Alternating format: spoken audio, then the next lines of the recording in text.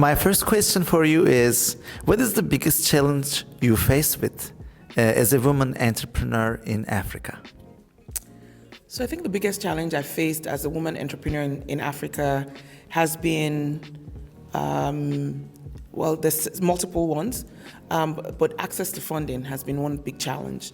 I think 4% of global funding go to women across the board, and just a small fraction of that go to women on the African continent. So as I've tried to sort of build my business and grow my business, we've been very deliberate about going after grants, which has been a bit of a challenge, but just really growing organically because some of these challenges, because even when we applied, sometimes you don't get it. That has been the number one challenge. Number two challenge has been getting the respect as a woman entrepreneur. On the African continent, for the most part, it's still very patriarchal. And so I'm in the waste collection and recycling space, which is a male-dominated space. And so I know sometimes people are like, what is a woman doing here? Why is a woman in this sector? But I've just, I've been, I think, brave enough to just continue to walk through.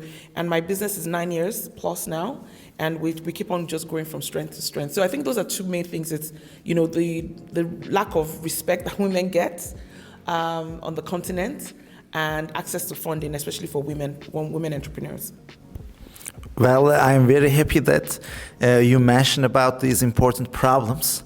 I hope some investors can hear us, yes, and they can give more opportunities to young African women entrepreneurs. My next question is about the field that you choose, because environmental awareness is not very high in Africa. At the same time, it is still very important. It is affecting all the lives in our planet. So you are doing a business in this area. And what is your advice for people who want to solve problems in the same domain in Africa? So I think, I have a lot of suggestions or recommendations, but I think the first thing is to be passionate about it. Like I said, I really care about planet, people, profit, and partnerships. The planet and the people's aspects are very critical and germane to what I do. It's really what gets me out of bed in the morning, not so much the profit, I know it's not so much the partnerships, but the planet and the people are very critical to why I do what I do. And I would encourage especially woman who wants to get into this kind of field, to just make sure that you are passionate, number one. Number two, I would say don't take no for an answer, because there are going to be many people along the way that are going to tell you can't do it. It's a male-dominated field. There are going to be a lot of challenges. As long as you're definite and sure about what you want to do, you will keep on moving forward. I think the third thing that I will say is that, and one of the things I'm doing right now is I'm trying to mentor more women. I'm trying to open doors for more women so that they don't have to go through some of the challenges that I went through 9-10 years ago when I started my business, so that we can get more women into this space. And then the fourth thing I would say is that, women contribute, or women are more than maybe equal half of the population in the world. But a lot of when it comes to environmental issues are left to us women. I mean, some of the drawbacks of environmental issues, like, women, especially in the African continent, are responsible for mainly taking care of the family, taking care of the home, taking care of the compound, and if, for example, you have, waste that has blocked your drainage systems, and mosquitoes come and they, are able to grow and breed, and then your children fall sick, typically it's the mother who has to be carrying the children and run to the hospital and things like that. So, if your environment is not clean, usually it's the women that have to take care of that. So I always say that we women have a huge role to play. We're 50% of the world population, but it's almost like 90% of the environmental issues fall on us. So I want more women to come into this sector, because it really lends itself naturally to who we are as caretakers and, just people who take care of our communities and our environment. And to just encourage more women to, you can run businesses, you can be a mother, you can be a, wife, you can be an aunt, you can be a daughter, you can do all these things with the right support system. And so one of the things I always encourage, again, all my young women who I mentor, is ensure that you have a good, solid support system, no matter how small. Ensure that you have that support system. And once you have that, you can really go to the moon and back. My next question is about how technology can help your field. Yeah, so with regards to technology, one of the things, like I mentioned earlier on, I run a waste collection and recycling company.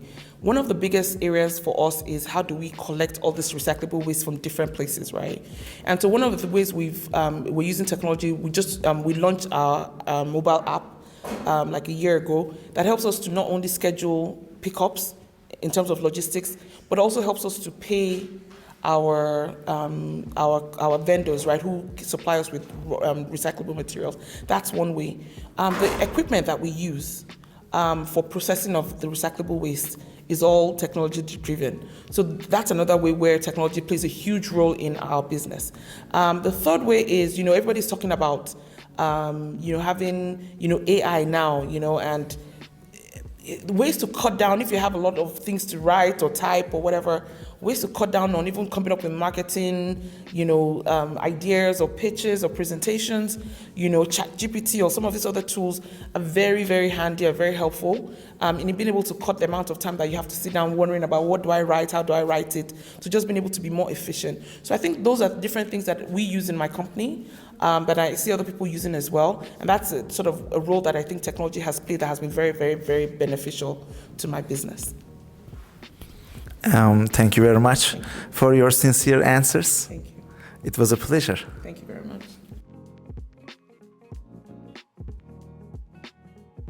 My pleasure to tell you about A2SV. So A2SV stands for Africa to Silicon Valley. Okay. And what we do is we train high potential university students in Africa.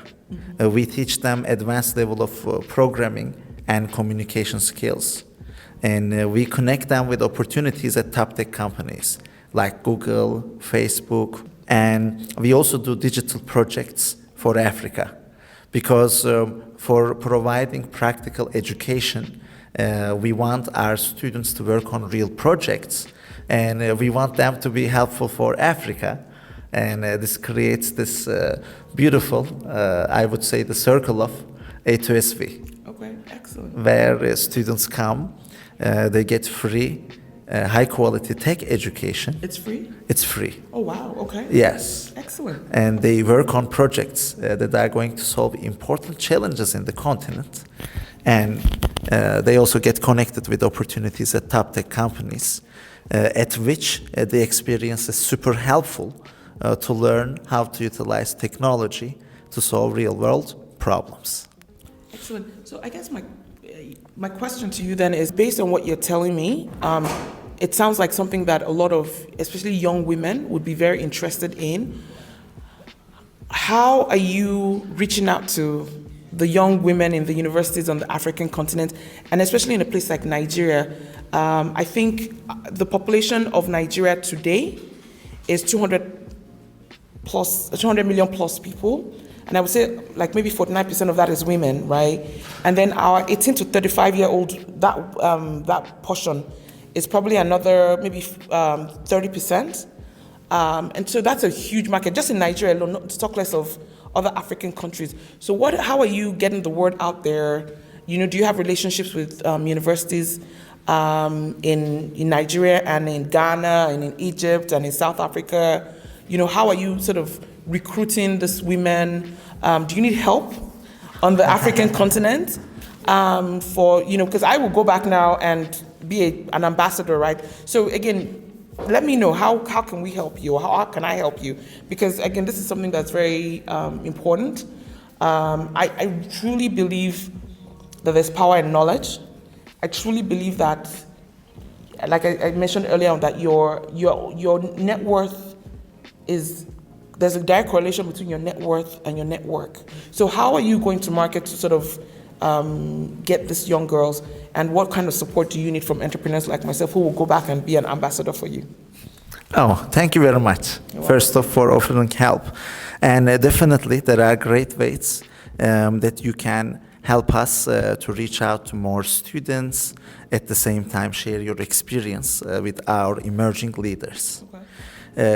Like the first way, I would say, you can get connected with our emerging leaders, Okay. our women leaders, and you can mentor them.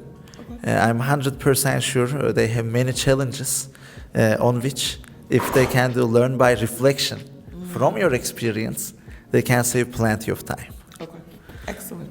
And next, in terms of getting this program heard in universities, well, like we have relations with universities in Ethiopia and Ghana. Okay. Those are the only two countries where we have in-person education at the moment. Okay. But through remote education, we have students in 25 African countries now. Okay. And this started 2 years ago, and this year it is the first time we have double-digit countries. So it is very exciting times. I would say first we reach out to schools through hackathon. We have organized the largest hackathon, the largest project competition last year in the continent. So we had applications from 47 countries, over 3,700 students. And it was really great to have the finalist teams in Addis Ababa for almost a week, and like have the competition and with a great grand finale. But I have to say, because you said Ethiopia and Ghana, I don't want to sound biased, but I always tell people that if you're not in Nigeria, you're not in Africa. So just, and because of the population and everything. So please, I want you to come, bring this project, bring it to Nigeria as well. Thank you very much. Thank you very much. Thank you.